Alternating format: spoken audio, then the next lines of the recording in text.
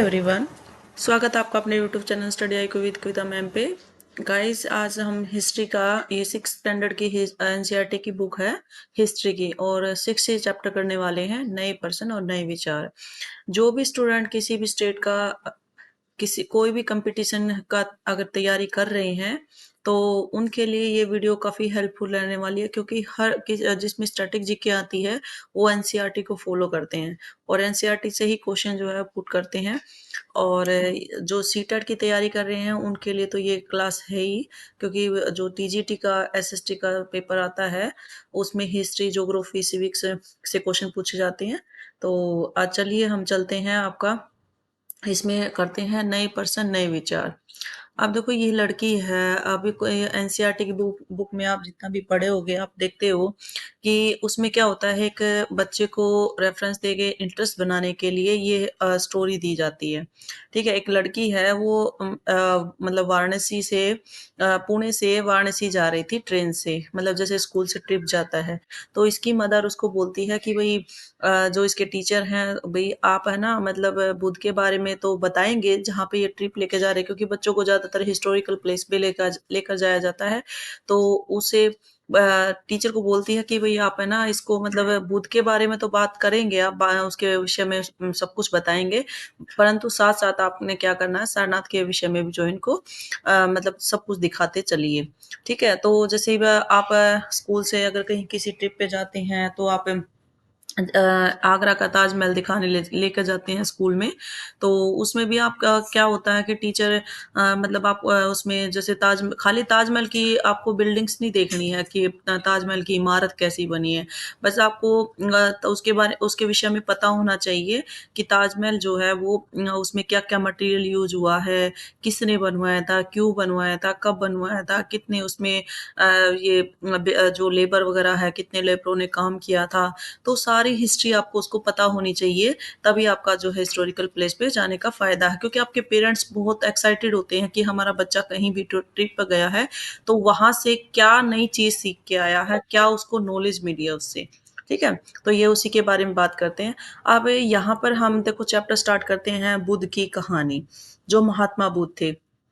अब मैं जितना भी आपको अंडरलाइन करवाती जाऊँ, जिसमें भी क्वेश्चन होगा और जैसे क्वेश्चन प पूछा जाता है, सेम ऐसे ही अंडरलाइन करवाऊँगी, तो साथ-साथ आप अंडरलाइन करते चलिए। देखो, जो बौद्ध धर्म था ना, उसके संस्थापक महात्मा बुद्ध थे, ये तो सबको पता है। ठीक है? बौद्ध धर्म के जो संस्थापक थे, वो महात्मा बुद्ध थे। लेकिन एक क्वेश्चन ये पूछा जाता है, स्टैटिक जीके में भी पूछा जाता है कि महात्मा बुद्ध का बचपन का नाम बताइए। तो महात्मा बुद्ध के बचपन का नाम क्या था? सिद्धार्थ था। आपका जो ये एरिया जो ये बचा हुआ है ना, यहाँ पे ऐसे करके बचपन का नाम इस तरह से आप लिख लीजिए। जब आप एग्जाम की रिवीजन करेंगे ना एग्जाम के टाइम पे, तो ये आपकी काफी हेल्प करेगा। क्योंकि इसमें क्या होता है, बहुत सारे क्वेश्चन अंदर बने, जैसे इसमें लिखा हुआ है कि बौद्ध धर्म के संस्थापक सिद्धार्थ थे। तो संस्थापक तो आपको पता है, बट बचपन का नाम जो था उनका सिद्धार्थ था। तो इस तरह से आप अच्छे आपकी जो है काफी हेल्प करेगा। और अपनी बुक लेके बैठे, साथ में पेन पेंसिल जो भी आपके पास अवेलेबल हो, आप साथ लेके बैठना। ठीक है, जिन्हें गौतम के नाम से, यानी गौतम के नाम से इनको जाना जाता था, गौतम बुद्ध कहा जाता था।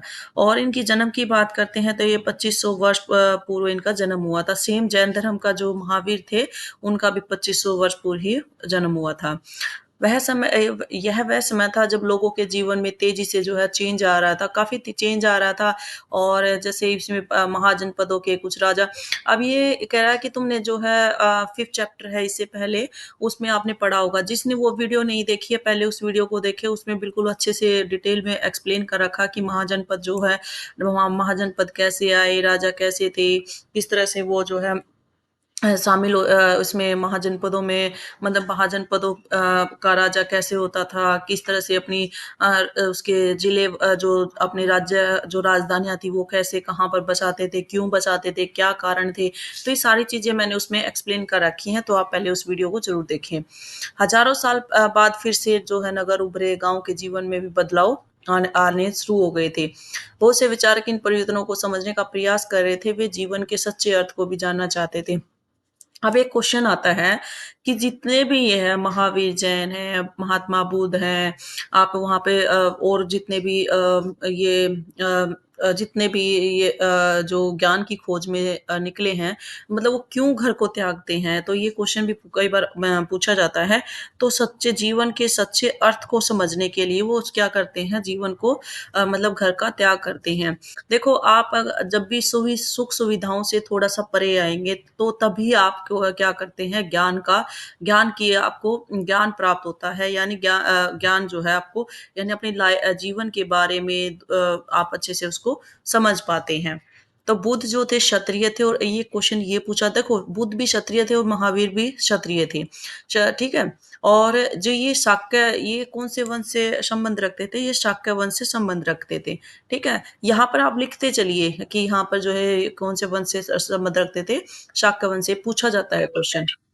युवावस्था में ही ज्ञान की खोज में उन्होंने घर के सुखों को छोड़ दिया था और अनेक वर्षों तक भ्रमण करते रहे और अन्य विचारकों से मिलकर चर्चा करते रहे। अंततः उन्हें ज्ञान की प्राप्ति के लिए उन्होंने स्वयं ही रास्ता ढूंढने का निश्चय किया था, क्योंकि राजा का बेटा था, इसे सुख सुविधाएं काफी थी, घर से बाहर निकलता नहीं था ये। ठीक है, सब कुछ इसको महल में ही अवेलेबल हो जाता था। तो इसने क्या किया, ये मतलब काफी बेचैन रहता था। इसने अपने, अगर उसको इसके बारे में पता हो, जैसे इसको एक बूढ़ा जो है दिखाई दिया था, एक ये अर्थी दिखाई दी थी। तो इनको ये चीज़ों को देख के इसके मन में क्वेश्चन आता है कि भई मतलब ये क्यों, मतलब लोग जैसे कैसे मतलब क्यों हम इतनी सुख-सुविधाओं के अंदर रहते हैं, क्यों हम इतनी लालसा में रहते हैं? यानी ये चीज़ इसके माइंड में आई थी, तो ये घर को क्या करता है, त्याग देता है। शादी थी, एक बेटा भी था इसका। ठीक है? तो अंततः उन्हें ज्ञान प्राप्त होता। ये पूछा जाता है कि उन्हें जो ज्ञान था वो कहाँ पर प्राप्त हुआ था? ये बोध गया है, बिहार में पड़ता है, और एक पीपल के वृक्ष के नीचे। ठीक है? जितना अंडरलाइन करवाया इसी में से क्वेश्चन बनता है। बोध गया में एक पीपल के नीचे जो है इसको क्या की थी, इसने तपस्या की थी और उसे ज्ञान प्राप्त हुआ था। यहाँ से इसको ज्ञान प्राप्त हुआ था। तो साथ-साथ लिखते चलिए, इसके बाद से वे बुद्ध के रूप में जाने गए। जब ये ज्ञान प्राप्त हो गया था, आपने देखा होगा जितने भी सन्यासी हैं, जितने भी आप देखते होंगे बाहर जाके जो तपस्या करते हैं, जिसको अच्छे से ज्ञान प्राप्त होता है, उसी को तो आप गुरु मानते हैं ना, तो ऐसे ही इसको ज्ञान प्राप्त होने के बाद ये नाम से इनका नाम चेंज हो गया था, बुद्ध इसको नाम पड़ गया था। यहाँ से वे वाराणसी के निकट सारनाथ गए थे, और जहाँ उन्होंने, अब ये पूछा जाता है कि सबसे पहले उपदेश उसने कहाँ पर दिया था? सबसे पहला उपदेश उसने दिया था सारनाथ में। ठीक है? सबसे पहला उपदेश कहाँ पे दिया था? सारनाथ में। और फिर पूछा जाता है कि मृत्यु कहाँ पर हुई थी? मृत्यु हुई थी कुशीनगरा में। कुशीनागरा में जो उसकी मृत्यु हुई थी, और पैदल ही उसने एक स्थान से दूसरे स्थान पर यात्रा करने और लोगों को शिक्षा देने में अपना जीवन जो है व्यतीत कर दिया था। एक बार यहाँ देखिए, सारनाथ स्तूप जो है, इसमें यहाँ पर देखिए, यहीं पर बुद्ध ने अपना सर्वप्रथम जो है उपदेश दिया था। ये पूछा जाता है कि जो सबसे पहला उपदेश सारनाथ में दिया था ना, तो कहाँ पर दिया था? ये जो स्तूप था ना, सारनाथ स्तूप, यहाँ पर इसने जो है अपना पहला उपदेश दिया था। अब क्वेश्चन, वेरी इंपॉर्टेंट क्वेश्चन है, जो बुद्ध की और महावीर जैन हैं, उसमें से क्वेश्चन पूछा जाता है कि इसकी शिक्षाएँ पूछी जाती हैं कि भी जो बुद्ध की शिक्षाएँ हैं, महावीर जैन की, काफ़ी स्टूडेंट इसमें कन्फ्यूज़ हो जाते हैं, क्योंकि ये सिमिलर सी हैं। और उसमें पूछा जाता है कि बताइए कि इसमें बुद्ध की कौन-सी नहीं थी, या बुद्ध इसमें से महावीर जैन की दे देंगे तो बुद्ध की पूछ लेंगे, बुद्ध की दे देंगे तो महावीर जैन की पूछ लेंगे। तो इसको क्या करें, जो ब्लैंक सा है ना, इसमें लिख लें, इसमें कौन-कौन सी उसने शिक्षा दी थी। बुद्ध की शिक्षा, एक अगर शिक्षा की बात करें, तो जीवन जो है दुखों और कष्टों से भरा हुआ है। ठीक है? इसमें हमारी लालसाएँ और इच्छाएँ हैं। देखो, हमारी जो नीड होती है ना, नीड तो हमारी क्या होती है कि जैसे आपको खाने के लिए रोटी, जीने के लिए जैसे हवा, पानी, और रहने के लिए एक छोटा-सा घर चाहिए, ठीक है? लेकिन इच्छा क्या होती है, इच्छा कभी पूरी नहीं होती। पहले आपके पास साइकिल नहीं है, आपको साइकिल चाहिए, साइकिल आ गई तो फिर आपको बाइक चाहिए, बाइक आ गई तो आपको गाड़ी चाहिए, ठीक है? तो ऐसे आपकी इच्छाएँ जो हैं बढ़ती चली जाती हैं, तो आपकी इच्छाओं का कोई भी अंत नहीं नहीं है। तो इसीलिए इसने कहा है कि इच्छाएँ और लालसाएँ कभी ज़िंदगी में पूरी नहीं होती हैं। कभी-कभी हम चाहते हैं कि वह प्राप्त कर लेने के बाद भी संतुष्ट नहीं होते, एवं और अधिक या अन्य वस्तुओं को पाने की इच्छा करने लगते हैं। अब यहाँ ये क्वेश्चन ध्यान से देखना, इसने जो है इच्छा को लिप्सा कहा है, लिप्सा या तन्हा जो भी है, ये कहा है इसको, ये क्वेश्चन पूछा जाता है कि बताइए बुद्ध ने जो है इच्छा को लिप्सा कहा है। बुद्ध ने शिक्षा दी थी कि आत्म संयम अपनाकर हम ऐसी लालसा से मुक्ति पा सकते हैं। आत्म संयम का मतलब होता है आपका सेल्फ कंट्रोल जो होता है ना, यानी आप अपने माइंड से सोच लें कि भी हमें जो है जितना हमें भगवान ने दिया है उसी में खुश रहे। अगर आपको कुछ पाने की इच्छा है तो आप उसके लायक बने, उतना हार्ड वर्क करें कि आप अपनी सभी इच्छाओं को जो है पूरा कर सकें। या फिर जैसे अपना सेल्फ कंट्रोल अपनाकर जो है आप अपनी लालसा से मुक्ति पा सकते हैं। लोगों को उन्होंने दयालु होने और मनुष्य के साथ जानवरों के जीवन का भी आदर करने की उन्होंने कहा था कि लोगों के साथ क्या तुम दयालु बनो और मनुष्यों के साथ साथ जानवरों, यानी जो जानवर है ना, एनिमल्स है, उनके जीवन का भी तुम्हें क्या करना चाहिए, आदर करना चाहिए। हमारे कर्मों के परिणाम चाहे वे अच्छे हों बुरे हों, हमारे वर्तमान जीवन के साथ साथ बाद के जीवन को भी प्रभावित करते हैं। ये तो आपने पढ़ा, मतलब कभी सुना भी होगा कि जो हमारे कर्म है वो हमारे साथ साथ चलते हैं। आज नहीं तो कल, कल नहीं तो परसों हमें क्या करना पड़ता है, उसका परिणाम भुगतना ही पड़ता है। ठीक है, तो ये एक कॉमन है, सभी जानते होंगे कि ये हमारे न ना कि मतलब अभी के जीवन को प्रभावित करते हैं, इफ़ेक्ट डालते हैं।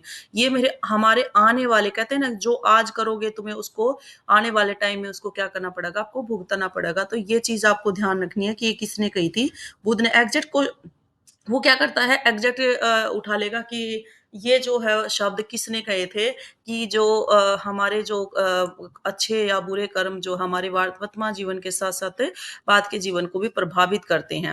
एक क्वेश्चन पूछा जाता है कि बुद्ध की जो शिक्षाएं थी वो कौन सी भाषा में थी, तो कौन सी भाषा में लिखी गई थी, प्राकृत भाषा में। प्राकृत भाषा वो भाषा थी, क्योंकि अशोक ने भी इसी भाषा का यूज किया था। तो प्राकृत भाषा वो थी जिसे सामान्य लोग आसानी से समझ सकते थे।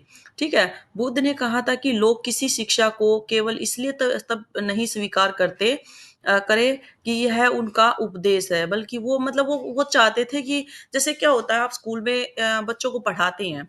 ठीक है, बच्चों को आप कोई अच्छी शिक्षा देते हैं, मोरल साइंस पढ़ाते हैं, तो मोरल एजुकेशन में क्या पढ़ाते हैं कि आप अपने एल्डर्स का जो है, अपने पेरेंट्स का रिस्पेक्ट करें, अपने बड़ों का आदर करें, आप झूठ ना बोले, चोरी ना करें, जैसा वो कहे आप उनको जो है फॉलो करें। ठीक है, सुबह अर्ली मॉर्निंग उठे, ये क्या होता है, मोरल साइंस आपको सिखाती है।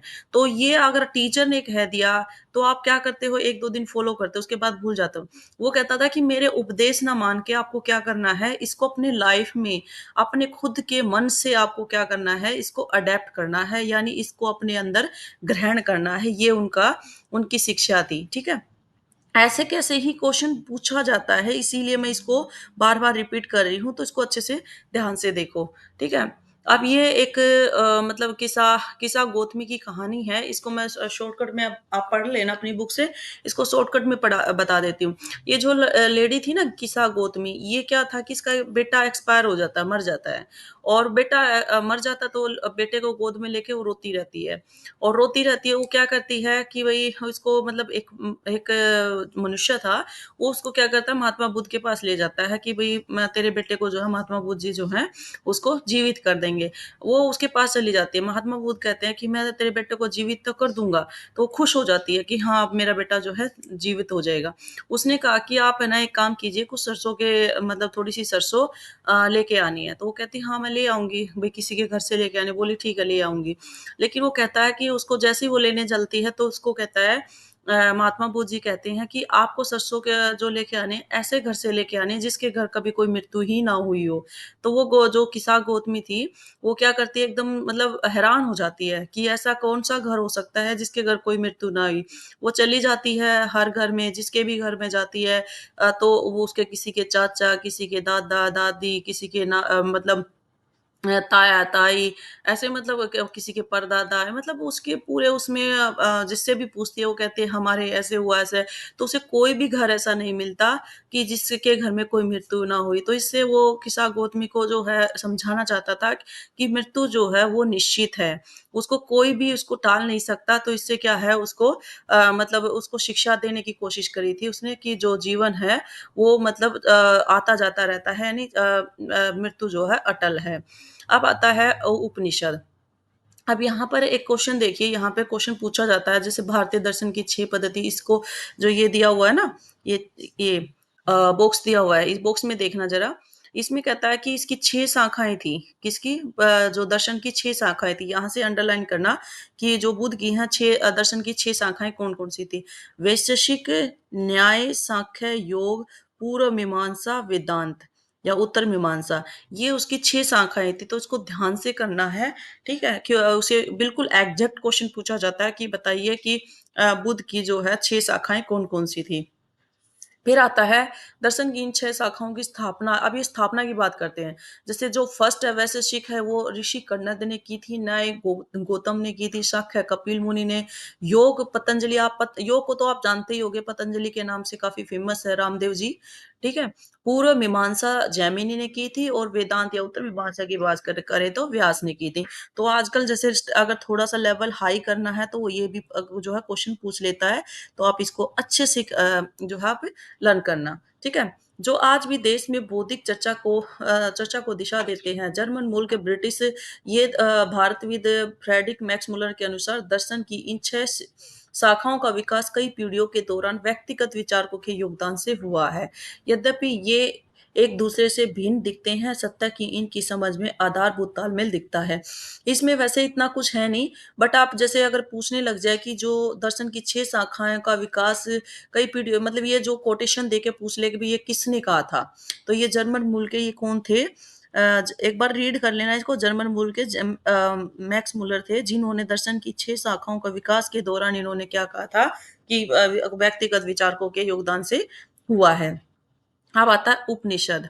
उपनिषद का मतलब होता है, देखो उप मतलब उपनिषद यानी जो गुरु जो होता है ना, गुरु के समीप बैठना, यानी इसका मतलब मीनिंग है ये। तो अब बात करते हैं, जैसे यहाँ पे देखिए आप, उनमें से कुछ मृत्यु के बाद के जीवन के बारे में भी जानना चाहते थे, जबकि अन्य योगों की उपयोगिता के बारे में जानने के उत्सुक थे। इनमें से अधिकांश चिन्तकों का मानना था कि वह जो चिंतक थे, माना था जो चिंतक थे, इस विश्व में कुछ तो ऐसा है जो कि स्थायी है और जो मृत्यु के बाद भी बचा रहता है। उन्होंने इसका वर्णन आत्मा और ब्रह्मा या सार्वभौमिक आत्मा के रूप में किया है। यानी जो आत्मा और ब्रह्मा, और इसके बाद क्या किया है इन्होंने, सार्वभौमिक आत्मा के रूप में किया है।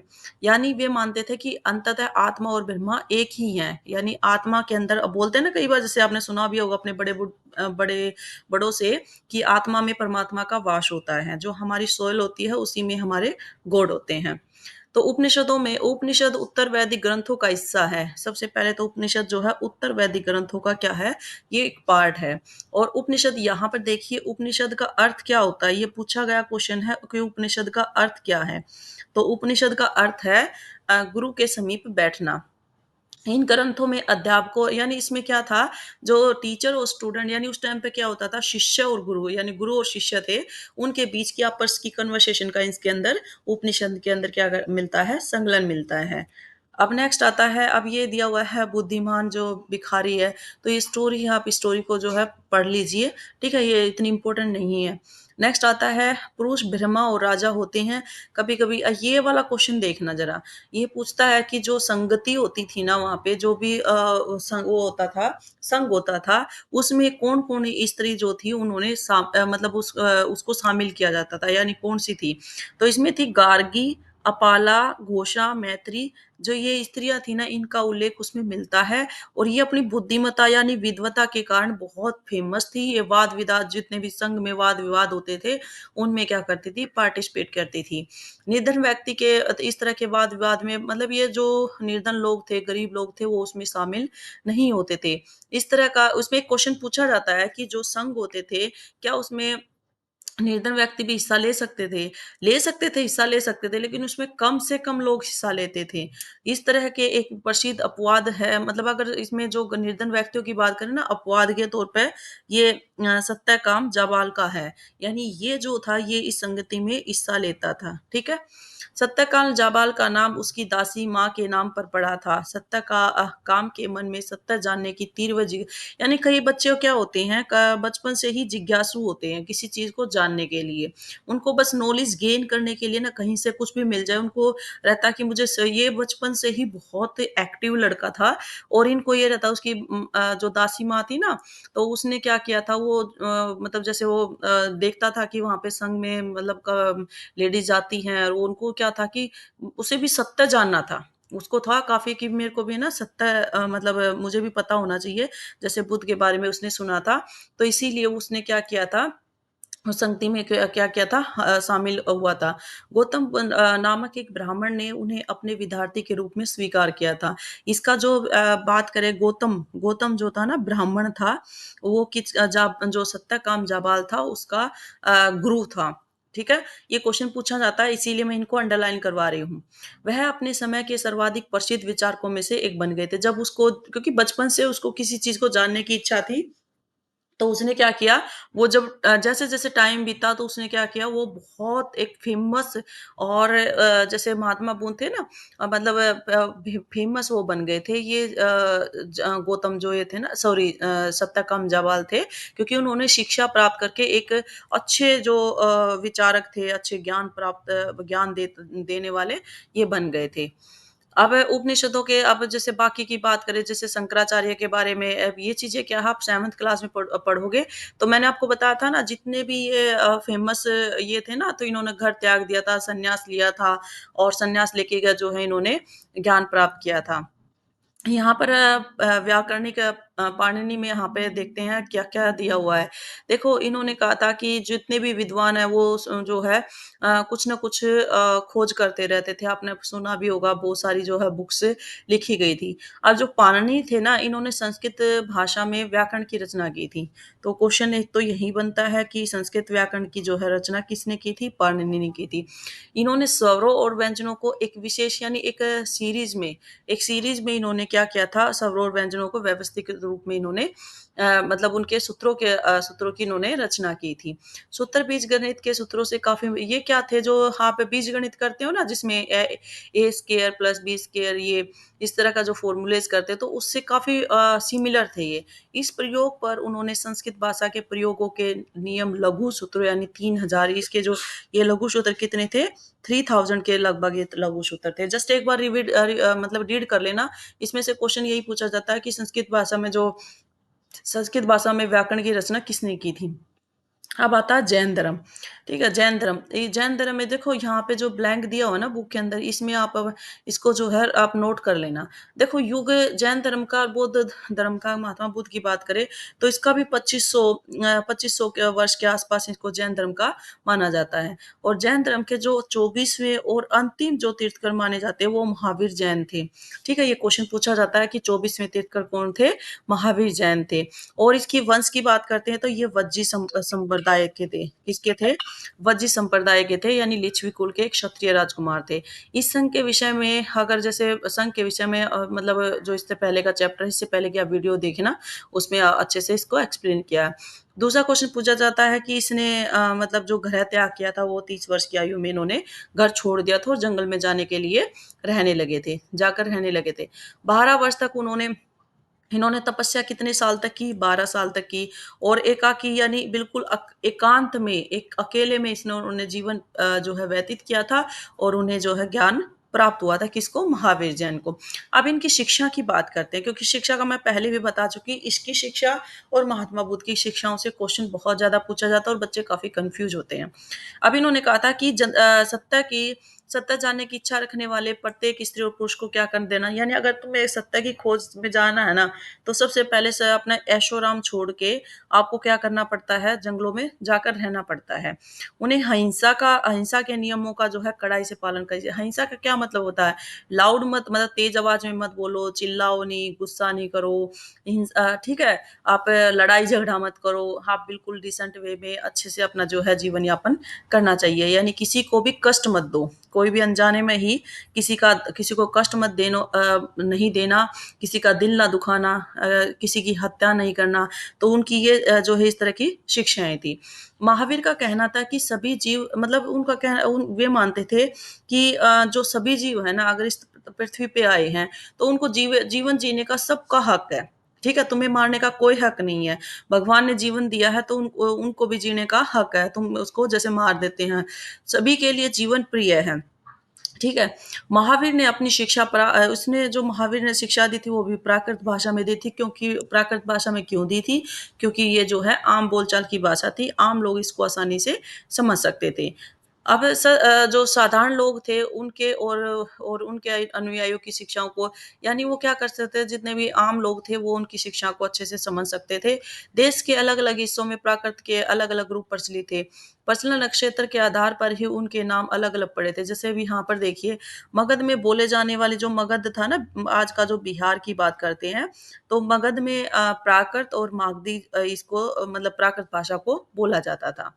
अब जैसे जैन नाम से जाने गए महावीर के अनुयायियों को भोजन के लिए भिक्षा माँगकर, देखो ये आपको पता ही होगा कि आजकल भी आप देखते हैं, जो भी जैन धर्म अपनाना चाहता है, तो उसका क्या होता है कि जैन धर्म अपनाने के बाद वो क्या करते थे, भिक्षा माँगकर अपना जीवन यापन करते थे।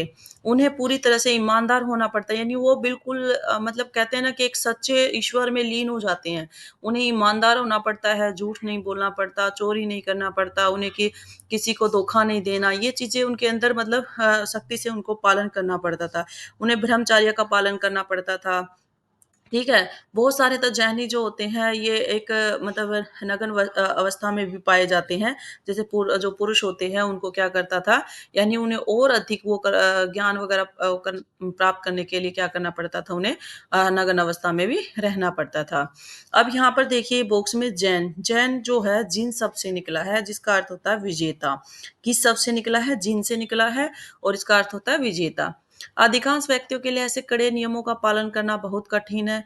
फिर भी हजारों व्यक्तियों ने इस नई जीवन शैली को जानने और सीखने के लिए अपने घरों को छोड़ दिया था।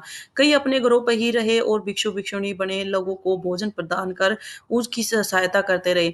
यानी इसमें क्या था कि जैसे ये देखो, इसके जो जैन धर्म के थे ना, वैसे तो सिंपल नियम थे। बट अगर बात करें तो ये जो आम लोग हैं, जैसे सपोज़ करो किसान है, किसानों के लिए ये जो जितने भी इसने रूल बताए हैं वो अपनाना बहुत ज़्यादा डिफ़िकल्ट था, क्योंकि वो कृषि करते थे। कृषि में आपने देखा होगा कि जो कीड़े वग़ैरह लग जाते हैं फसल में, उसको फसल को ख़राब कर देते हैं, उसके लिए कीटनाशक डालते हैं हमें। तो वो कहता था कि हमें किसी जीव को मारने का कोई हक नहीं है। बट अगर फसल में कीटनाशक नहीं डालेंगे तो वो क्या फसल हो पाएगी? तो उसके जो है किसानों के लिए वो ईज़ी नहीं था। पर जो बहुत सारे लोग ऐसे थे, जो अपने मतलब भिक्षु-भिक्षुणी बने रहे थे, अपने घर में ही जीवन यापन कर रहे थे। बट वो क्या करते थे, उन लोगों को जो ये जैनी लोग थे ना, जो भिक्षा माँगकर जीवन यापन करते थे, इनको खाना देते थे और इनकी सेवा करते थे। इस तरह से जो है अपनी उनकी सहायता करते थे, ठीक है? तो ये मैंने पूरा बता दिया है, इसके अंदर क्या-क्या चीज़ें दी हुई हैं, ठीक है? तो अभी यहाँ पे बात करते हैं जैन धर्म कहाँ-कहाँ तक सबसे पहले कहाँ-कहाँ फैला था? ये फैला था गुजरात, तमिलनाडु, कर्नाटक। ये 3 स्टेट थे सबसे पहले जहाँ पर जैन धर्म फैला था। महावीर और उनके अनुयायियों की शिक्षाएँ कई शताब्दियों तक मौखिक रूप में ही रही। वर्तमान में उपलब्ध जैन धर्म की शिक्षाएँ लगभग 1500 वर्ष पूर्व गुजरात के, यानी ये जो पहले तो ये मौखिक रूप से, यानी आपने देखा होगा कहीं भी आप जाते हैं सत्संग वगैरह में, तो मौखिक रूप से आपको कुछ न कुछ बताते हैं, ठीक है? फिर उसके बाद उनकी आप बुक्स वगैरह भी देख सकते हैं। अब आता है संघ, संघ होता क्या है? जो महावीर थे ना, महावीर और महात्मा बुद्ध दोनों का मानना था कि घर का त्याग करने से ही क्या होता है, सत्ता की खोज, यानी सत्ता का यानी ज्ञान की प्राप्ति होती है। ऐसे लोगों के लिए उन्होंने संघ नामक एक संगठन बनाया, जो जैसे जहाँ घर का त्याग करने वाले लोग एक साथ रह सकते थे।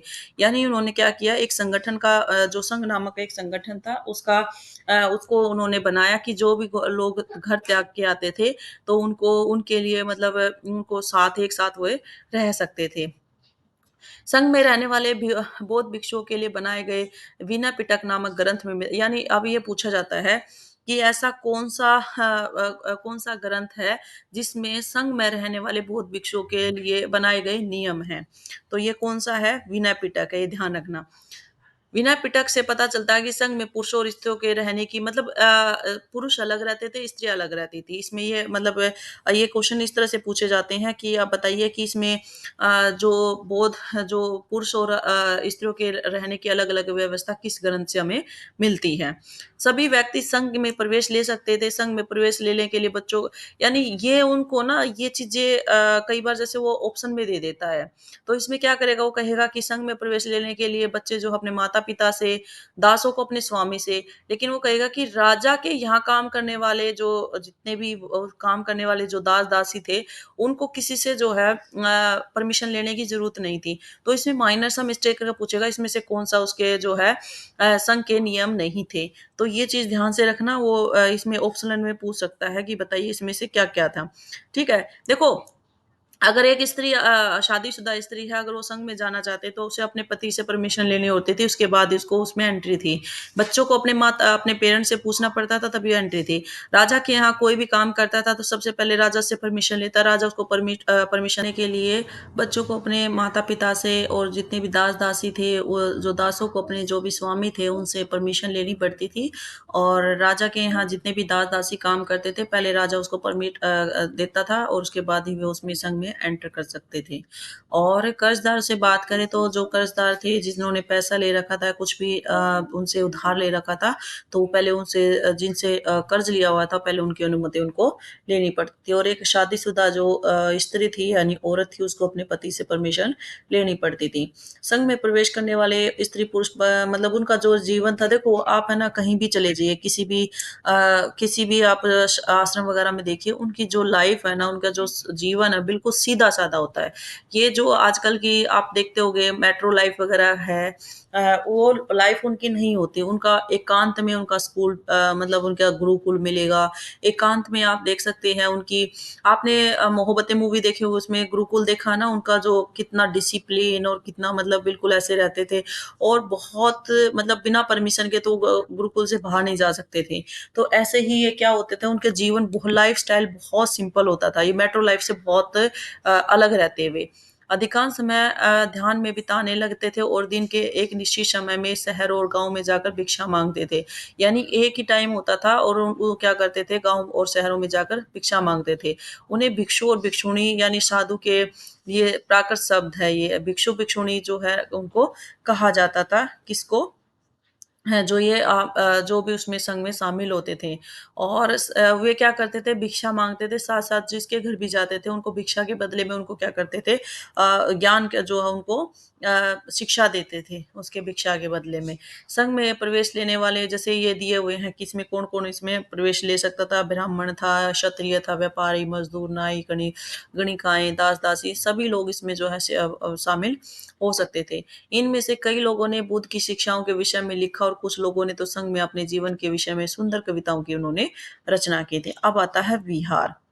विहार जैन और बौद्ध भिक्षु पूरे साल एक स्थान से जैसे क्या होता था कि ये विहार होता क्या है? देखो विहार क्या होता है जब ये जितने जो जैनी लोग और जो बौद्ध थे ना, इसमें जितने भी लोग शामिल होते थे, वो क्या करते थे आपको पता ही है जी कि जंगल में एकांत समय में जाते थे। वहाँ पर एक स्थान से एक स्थान पे रहते थे, फिर दूसरे स्थान पर, तीसरे स्थान पर आपने बुद्ध के बारे में सुना होगा कि जैसे वो नेपाल है, नेपाल से बिहार, बिहार से फिर इधर घूमते हुए यानी एक स्थान से दूसरे स्थान पर वो घूमते रहते थे। ठीक है? तो ऐसे ही ये आप बात करते हैं ये जो विहार क्या होता था, उनको जैसे कुछ मौसम जैसे मौसम खराब हो जाता था, उनको रहने के लिए मौसम में ये तो नहीं है कि वो खुले में रहेंगे, तो वो जो पहाड़ होते थे ना, उनको काट के मतलब उसके अंदर जो है गुफाएँ वगैरह होती थी, वहाँ पर वे कठिन जब भी वो मतलब ज़्यादा एक काफ़ी यात्राएँ कर लेते थे, तो उसके बाद क्या करते थे, उसमें जाकर वो रहते थे, उसके अंदर रहते थे, निवास करते थे, ठीक है? और विहार क्या होता है, जब ये जितने भी भिक्षु-भिक्षुणी होते थे मतलब वो क्या करते थे उन्होंने अपने एक स्थायी यानी फ़िक्स उन्होंने क्या कर लिया था, अपने रहने की जगह जो है उन्होंने बना क्योंकि लोगों की जो है स्ट्रेंथ बढ़ती चली गई थी। लोग बढ़ते चले गए थे, तो उन्होंने एक निवास बना दिया था। एक अच्छा-सा आपने इधर जाएँगे तो जैसे बिहार है, इधर आप यूपी है, बिहार है, उस तरफ ये नेपाल की साइड जाएँगे तो वहाँ पे ये विहार बने हुए हैं। वहाँ पे मतलब एक स्थायी जो है निवास बन गया। यानी पहले क्या थे अस्थायी तौर पर गुफ़ाएँ जो होती थी, पहाड़ों के अंदर जो गुफ़ाएँ होती थी उसमें रहते थे।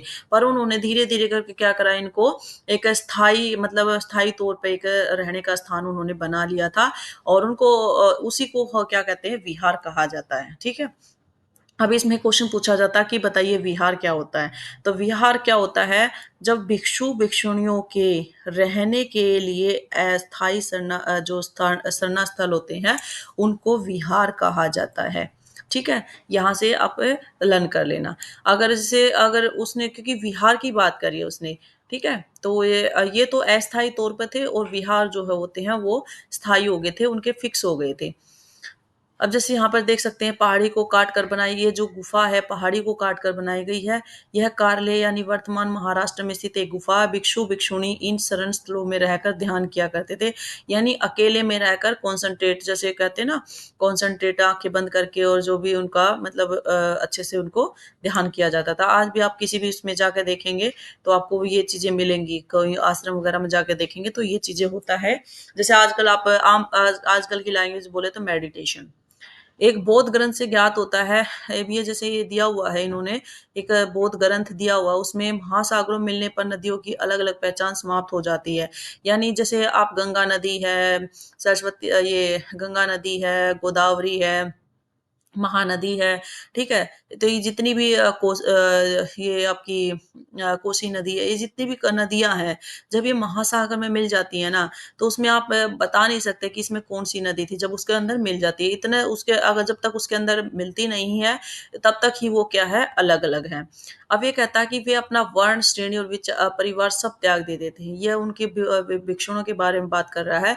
जो भिक्षु थी, भिक्षु की श्रेणी में प्रवेश करते थे, तो वे अपना वर्ण का मतलब होता है जो वंश परंपरा होती, श्रेणी वगैरह जो है उनको त्याग देते। ये एक बौद्ध ग्रंथ में मिला हुआ है। लकड़ी से बनाए जाते थे, और बाद में इनके निर्माण में, यानी जो विहार की बात कर रहा है कि जो विहार थे ना, पहले तो क्या थे, वो लकड़ी से बनाए गए, लेकिन बाद में इनको क्या करा, ईंटों से जो है बना दिया गया, ताकि ये परमानेंट बन जाए। पश्चिम भारत की बात बात करता है। पश्चिम भारत में विशेषकर कुछ विहार पहाड़ियों को खोदकर ही बनाए गए हैं। पश्चिम आपके इसकी नॉर्थ वेस्ट की बात कर रहा है, जो वेस्ट की बात कर रहा है, कि वहां पर जो है विहार को पहाड़ियों को खोदकर बनाए गए थे।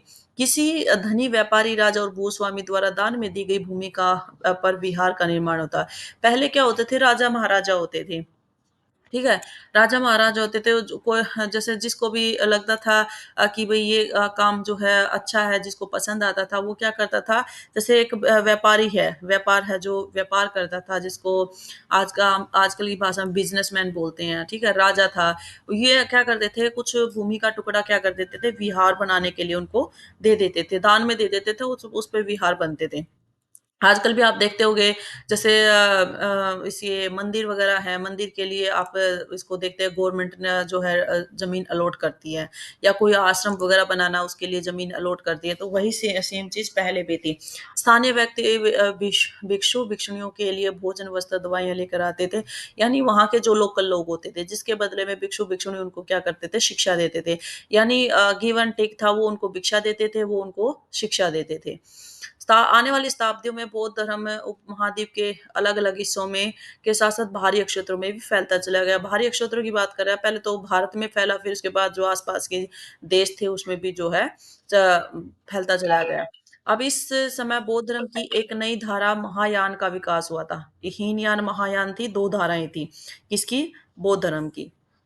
इसकी 2 मुख्य विशेषताएँ थी। ये विशेषताएँ ध्यान रखनी है कि क्या-क्या विशेषताएँ थी, यहीं से क्वेश्चन उठाता है।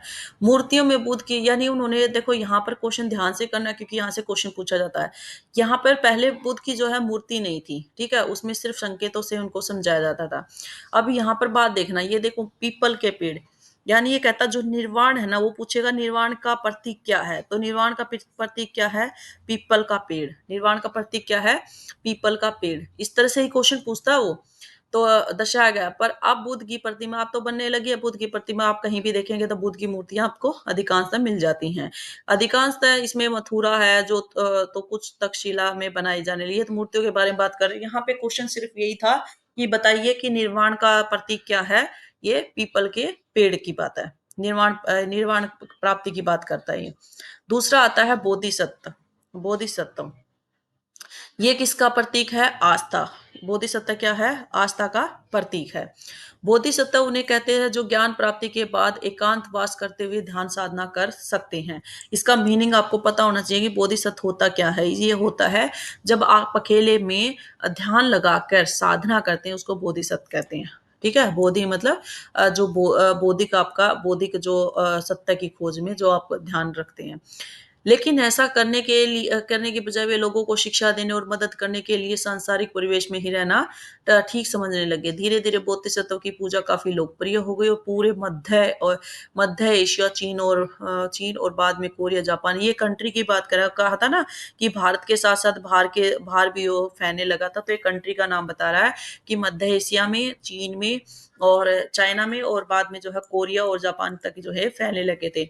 बौद्ध धर्म के प्रसार पश्चिमी और दक्षिणी भारत में भी हुआ था, जहाँ ये पश्चिमी और दक्षिणी भारत की बात करें, जहाँ बौद्ध भिक्षुओं के रहने के लिए पहाड़ों में दर्जनों गुफाएँ जो उन्होंने मतलब खोदी गई थी। बौद्ध धर्म दक्षिण-पूर्व की तरह श्रीलंका, म्यांमार आपने ये देखा होगा, ये जो बौद्ध धर्म के लिए तो फ़ेमस है ये चीज़ें। श्रीलंका, म्यांमार जो मैंने आपको बताया था ना, आस-पास की जितनी भी कंट्री है, उनमें ये बहुत अच्छे से ये बौद्ध धर्म जो है फैला गया था। थेरवाद नामक बौद्ध धर्म का आरंभिक रूप से इन क्षेत्रों में काफ़ी अधिक प्रचलन था। थेरवाद, ये थेरवाद पूछा जाता है, ये किससे संबंधित है? ये बौद्ध धर्म से संबंधित है थेरवाद।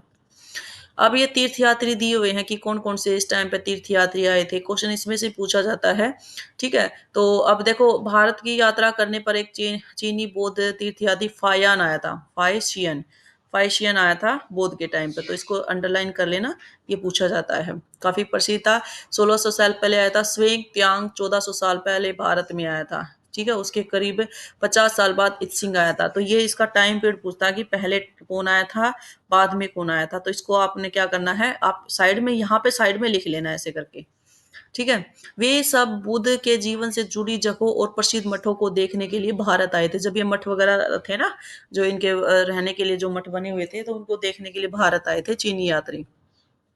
प्रत्येक तीर्थयात्री ने अपनी यात्रा का वर्णन लिखा है। उन्होंने अपनी यात्रा के दौरान कई जितनी भी उन्होंने मुश्किलें वगैरह थी उन्होंने इनमें अपनी यात्राओं का लिखा है। यात्राओं में कई वर्ष लग जाते थे और जिन देशों और मठों को उन्होंने देखा था उनके बारे में उन्होंने लिखा और इन किताबों के बारे में भी उन्होंने लिखा जिन्हें वे अपने साथ ले गए थे। यानी आपने देखा होगा वे भारत की संस्कृति से ना बहुत ज़्यादा प्रभावित थे और उन्होंने जो जितनी भी यात्राएँ की थी ना, उन यात्राओं के बारे में उन्होंने क्या किया था मतलब अपनी उसके यात्राओं में उन्होंने लिखा भी था और कुछ बुक्स वे अपने साथ भी ले गए थे जो ये यात्री आए थे। ये नालंदा विश्वविद्यालय की यहाँ पर बात करता है कि ये नालंदा विश्वविद्यालय के बारे में तो सभी लोग जानते होंगे, इसमें काफ़ी जो है बुक्स थी और उसको जला दिया गया था, ठीक है? तो ये जो स्वेंग, त्सांग और अन्य जो तीर्थयात्री थे, उस समय के सबसे प्रसिद्ध बौद्ध विद्या केंद्र नालंदा में अध्ययन किया करते थे। ये पूछा जाता है कि स्वेंग-त्सांग जो है वो क्या करता था, नालंदा विश्वविद्यालय था, उसमें क्या करना था स्टडी करने के लिए आया था।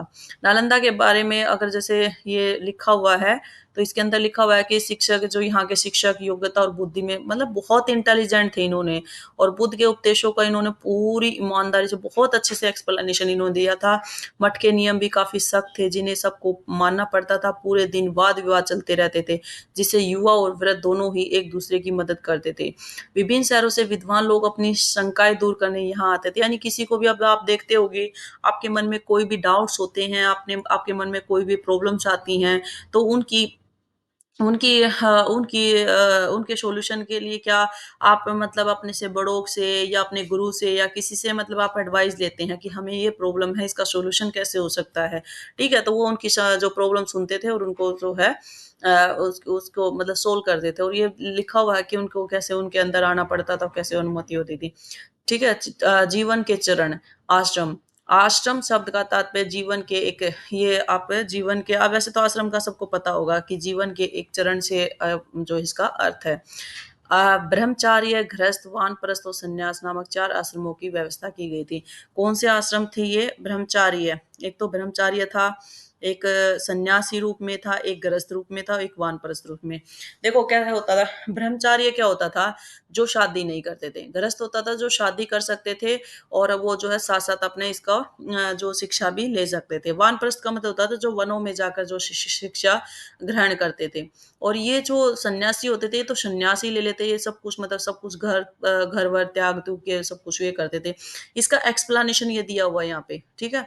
आप पढ़ लेना जैसे ब्रह्मचार्य थे, वो क्या होते थे, ब्राह्मण क्षत्रिय वैश्य से ये अपेक्षा की जाती थी कि वह इस चरण के दौरान सादा जीवन बिताकर वेदों का अध्ययन करे।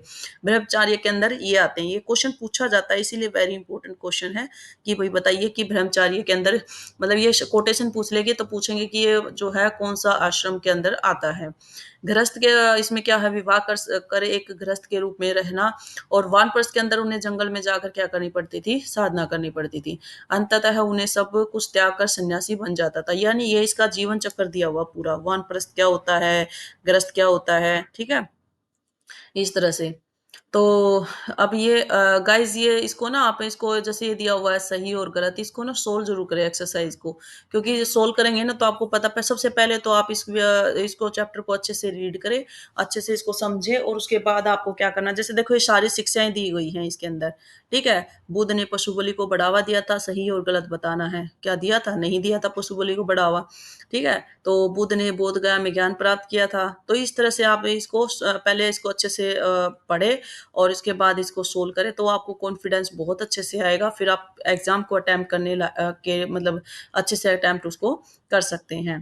तो थैंक यू गाइस, ये था आपका 6 स्टैंडर्ड की बुक का हिस्ट्री का चैप्टर, और बहुत अच्छे से मैंने कोशिश की है, बहुत अच्छे से एक्सप्लेनेशन दिया है, बहुत अच्छे से मतलब कॉन्सेप्ट करने की कोशिश की है, और उम्मीद करती हूँ कि आपने एंजॉय किया होगा इसको पढ़ते हुए अच्छे से, ठीक है। और जो नए हैं इस चैनल को सब्सक्राइब कर लीजिए, और साथ में शेयर कीजिए, जिससे आपके जितना भी फ्रेंड सर्कल है या आपके आसपास के लोग हैं वो भी इसको जो है अच्छे से घर बैठे जो है एक अच्छी सी तैयारी कॉन्सेप्ट के साथ कर सके, ठीक है। और इसमें जितने भी क्वेश्चन बनते थे मैंने अपनी तरफ से बहुत कोशिश की है कि वो आप उसको अच्छे से सोल्व कर पाएँ, ठीक है। तो थैंक यू गाइस, इसको लाइक शेयर सब्सक्राइब करें, साथ में बेल आइकन दबाना ना भूलें, जिससे आने वाली वीडियो का नोटिफिकेशन आपको मिलता रहे। और इसकी पीडीएफ अगर चाहिए तो मैं अपने टेलीग्राम चैनल पे डाल दूंगी, और उसका लिंक आपको डिस्क्रिप्शन में मिल जाएगा। तो आप इस पे मेरे टेलीग्राम चैनल को भी ज्वाइन कर लीजिए, क्योंकि जितनी भी आपको नोटिफिकेशन है होम से रिलेटेड, एडमिट कार्ड्स हैं या कोई भी नोट्स वगैरह हैं, वो सब कुछ आपको मेरे टेलीग्राम चैनल पे इजीली अवेलेबल हो जाएंगे, ठीक है। तो आप जल्दी से मेरे टेलीग्राम चैनल को भी ज्वाइन कर लीजिए।